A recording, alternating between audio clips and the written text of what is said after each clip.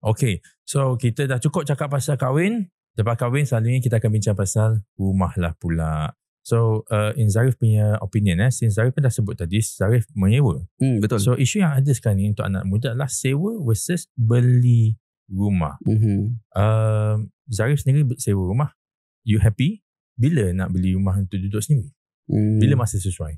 Okay, konsep saya ni, saya punya pandangan. Kalau saya nak beli rumah ni, saya tak nak, saya mesti ambil hutang 30 tahun tu konsep lah kan. Tapi saya nak try untuk habiskan saya punya hutang tu awal. Okay. Early settlement. Sebab saya tahu kalau saya serve, katalah kita beli sebuah rumah harga 1.5 million, installment dah dekat RM8,000 sebulan. Betul.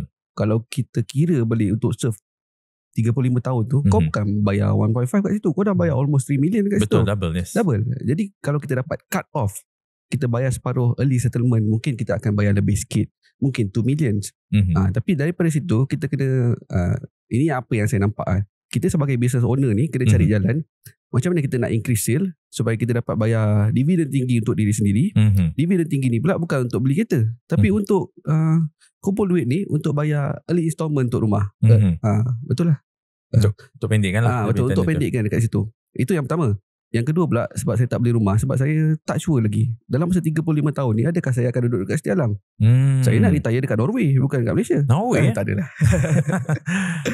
So kalau saya dah beli rumah daripada awal ni, kita dah stuck dah kat situ. Maknanya you belum lagi rasa untuk settle di mana-mana dahulu dalam masa terdekat ni. Belum nampak lagi. Sebab kita ada, bila menyewa ni kau fleksibel.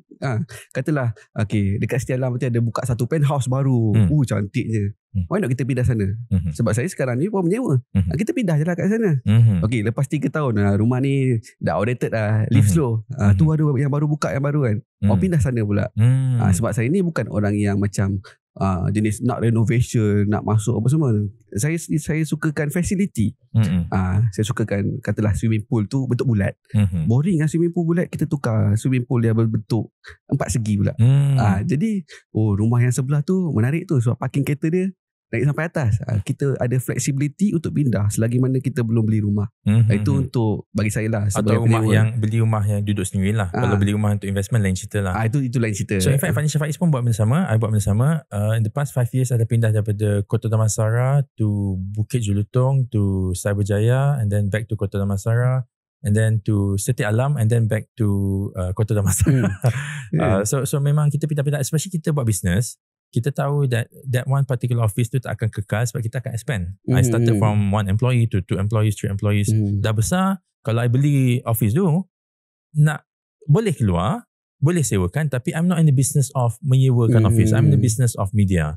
Or you pun business dalam retail. So kita bukannya beli tu, sewa bukan mudah lah. Kadang-kadang betul. ada perangai-perangai je lah. Tapi itu yang I rasa lah, kenapa mak ayah zaman sekarang ni sungguh anti sangat anak-anak dia menyewa, walaupun ada argumen yang baik macam kita dah sebut tadi tu. Sebab beza mindset ayah kita ni, dia lahir tahun 70-an, 60-an. Time tu rumah murah, harga RM60,000. Dia orang starting kerja, katalah gaji time tu 1,500 ke. Untuk 1,500 punya gaji, beli rumah RM60,000 dekat Kelang ke, mampu.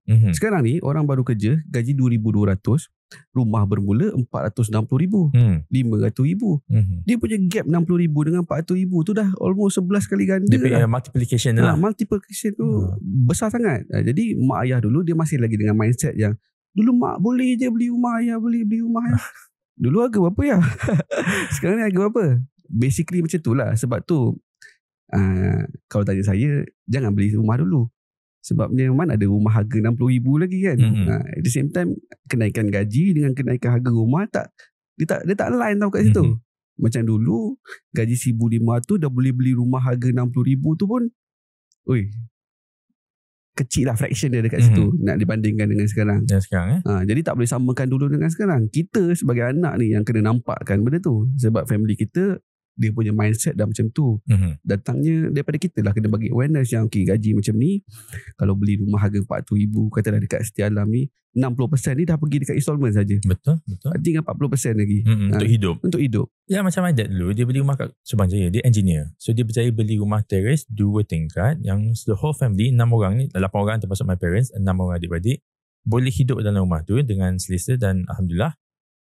Boleh. Mak tak bekerja, mak jadi suruh rumah, jaga anak-anak. Tapi zaman sekarang ni, kalau seorang engineer pun graduate dengan gaji dia maybe RM3,000, nak beli rumah dekat, tak bercakap Subang Jaya lah, cakap pasal Setia Alam, RM800,000, RM3,000, macam mana nak beli ni? Tak boleh. Satu orang tak boleh, tak logik. Tak logik. RM800,000 tu sebulan dan RM4,000, gaji RM3,000, nak beli apa ke benda?